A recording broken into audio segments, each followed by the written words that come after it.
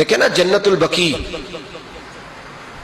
وہ والا قبرستان جس میں کوئی دفن ہو جائے تو نبی پاک کی سفارش کا حقدار ہو گیا، وہ والا قبرستان جس کا نام ہی جنت ہے۔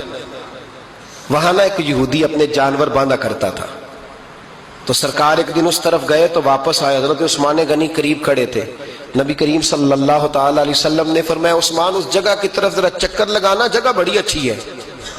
عثمان غنی گئے، جگہ خرید کے واپس آ گئے۔